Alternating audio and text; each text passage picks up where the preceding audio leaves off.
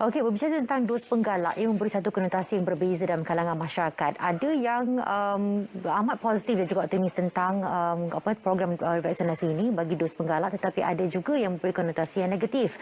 Jadi dalam masa yang sama kita ingin menelusuri apa sebenarnya dari segi aspek kepentingan, dan yang paling utama kita ingin memahami dengan lebih lagi supaya kita akan lebih tahu dan kurang takut untuk kita mendapatkan dos penggalak ini. Apa sebabnya, dan kita akan bersama-sama dengan tetamu kita pada waktu ini, iaitu Dr. Gunindira Rao, anak lelaki Subarao, merupakan pakar perubatan kesihatan awam bahagian perkembangan perubatan Kementerian Kesihatan Malaysia. Doktor, selamat pagi, Doktor.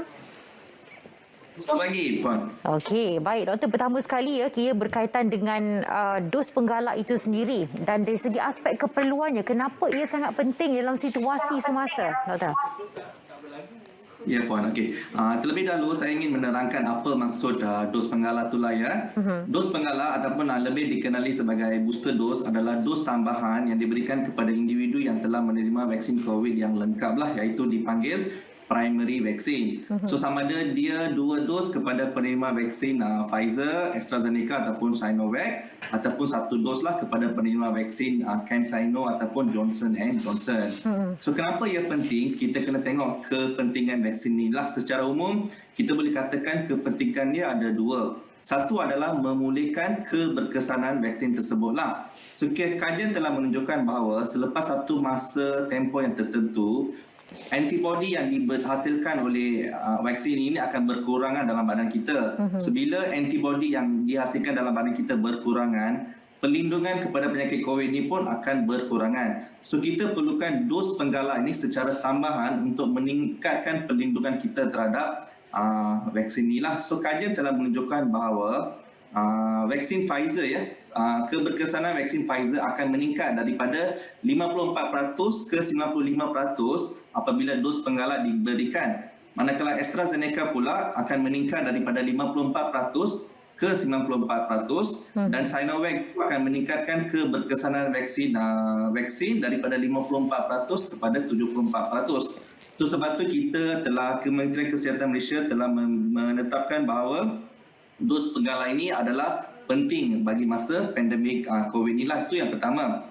Yang kedua adalah untuk meningkatkan tindak balas imun dalam badan kita sendirilah. So kalau kita tengok virus COVID ni dah lama, dah 2-3 tahun di dunia ni. So kita tengok virus COVID ni dia kuat, dia telah bermutasi daripada varian jenis Alpha, Beta, Delta dan terkini adalah Omicron. So pengambilan dos penggalak ini akan meningkatkan semula gerak balas imun terhadap badan kita daripada virus yang asal ataupun variant of concern lah, dipanggil VOC yang masih berlenggar ni lah. So apabila dos penggalak ni kita ambil, kita akan meningkatkan perlindungan diri kita daripada virus COVID ni lah. Sebab tu kita lihat contohnya pada 5 Februari data kita menunjukkan bahawa Kementerian Kesihatan Malaysia melaporkan sebanyak lebih kurang 9,000 kes. Tetapi bilangan kes yang berkomplikasi iaitu kategori 4 dan 5 adalah hampir 1% sahajalah. So ini menunjukkan keberkesanan vaksin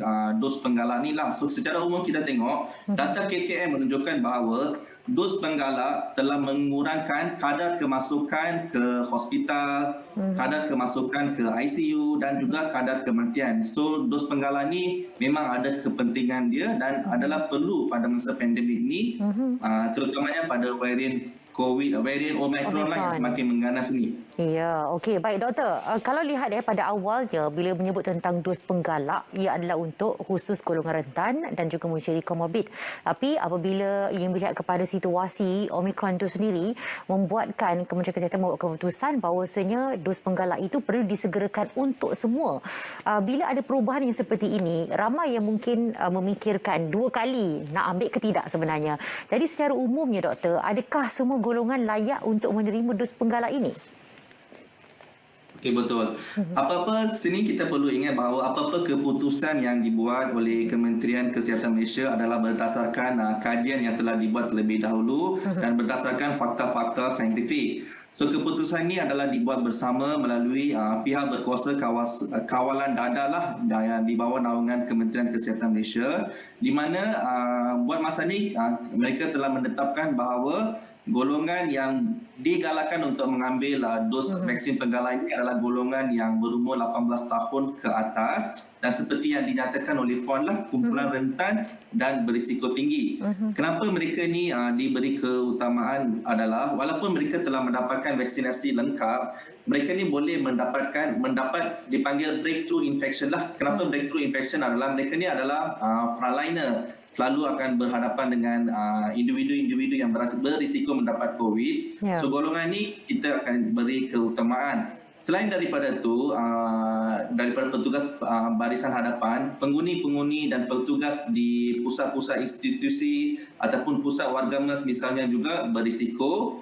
Individu-individu dengan komorbiditi seperti pesakit kencing manis, darah tinggi, pesakit hemodialisis juga perlu mendapatkan dos penggalak. Dan juga kajian telah menunjukkan bahawa ibu mengandung. So bila kata ibu mengandung, kita risaukan. So kajian telah menunjukkan ibu mengandung pula juga boleh mengambil dos penggalan inilah. Ia adalah selamat dan juga berkesan untuk mereka untuk mengurangkan komplikasi. Dan seterusnya adalah individu yang selalu kerap ke luar negara atas urusan persendirian ataupun urusan kerja. Bila keluar ke luar negara tu memang ada risiko jangkitan lah, terutamanya variant of concern VOC. So golongan-golongan ini adalah digalakkan untuk mendapatkan dos penggalak lah. So sekarang ni di kebanyakan tempat bilangan temu janji yang diberikan pun telah ditingkatkan. So ada banyak PPV mega bersaiz besar yang telah dibuka. So kita kena ambil peluang ini untuk mendapatkan dos penggalak secepat yang mungkin sebelum varian Omicron ini semakin berleluasalah di Malaysia khususnya.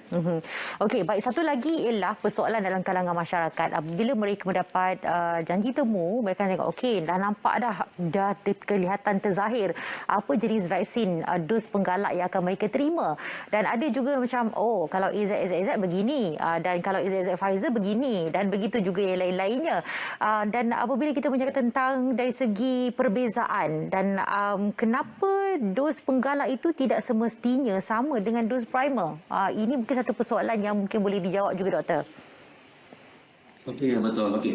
Ada beberapa individu, contohnya dia ambil vaksin Pfizer. So dos penggalak dia pun dia ambil Pfizer juga. So bila vaksin yang sama dia dipanggil homologous vaccination lah. Yeah. Tetapi sekiranya kalau penerima pada awalnya adalah Pfizer, tetapi booster dose ni dia ambil adalah contohnya AZ ataupun Sinovac, dia dipanggil heterologous. Heterologous lah. So kajian pada masa kini telah menunjukkan tiada perbezaan lah sama ada individu tersebut ambil vaksin yang sama homologous ataupun vaksin yang berbeza heterologous, keberkesanan dia masih sama juga dan juga pada masa yang sama kesan sampingan dia juga pun kurang jugalah. So tak perlu risau sama ada individu tersebut mendapat vaksin yang sama ke ataupun berbeza. So nasihat saya adalah mana-mana vaksin yang individu diberikan, lagi cepat dapat mengambil vaksin tersebut lagi baiklah. Tetapi kita juga faham ada beberapa individu disebabkan keperluan melawat beberapa negara, diorang ada request beberapa jenis vaksin. So kalau itu adalah situasinya, boleh maklumkan dekat petugas di PPV tersebut dan saya rasa PPV tersebut akan membantu mendapatkan vaksinasi tersebutlah. Tetapi vaksin yang sama ke ataupun berbeza ke, kesan dia, keberkesanan dia sama saja, tiada perbezaan. Okey, ramai bila dapat janji temu dia akan tangguhkan disebabkan situasi semasa yang berlaku sekarang ini seolah-olah memberikan satu indikasi bahawasanya kesan sampingannya lebih teruk berbanding sebelumnya. Jadi boleh kita kongsikan juga berkaitan dengan kesan sampingan penerimaan dos penggalak ini, Doktor, saya umumnya. Ya, betul. So betul, bila dah terima vaksin tu, benda utama yang fikir dalam pemikiran mereka adalah kesan sampingan lah. So kesan sampingan ni ada individu yang tiada ataupun hampir tiada sebarang kesan sampingan.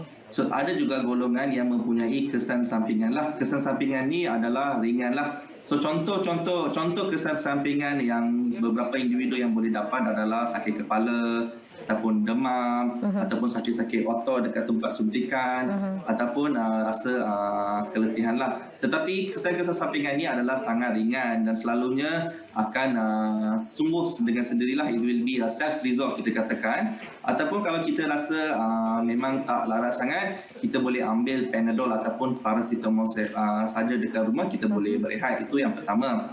Kedua, ada juga beberapa golongan yang of course lah kita tak nak ada kesan sampingan yang terus, tetapi ada segelintir individu yang mendapat kesan sampingan yang sangat teruk seperti perikarditis ataupun severe allergic lah, dia allergic seluruh badan. So individu-individu tersebut, apa yang kami nasihatkan adalah jangan tunggu, segera pergi dapatkan rawatan di klinik kesihatan ataupun hospital yang berhampiran. Dan pada masa yang sama juga, kita kena melaporkan sebarang kesan sampingan ni dalam menggunakan aplikasi MySejahtera, sebab KKM memang tengah mengkaji semua kesan-kesan sampingan ni lah, dia dipanggil AEFI, Adverse Effect Following Immunization. So kita kumpulkan semua data-data inilah.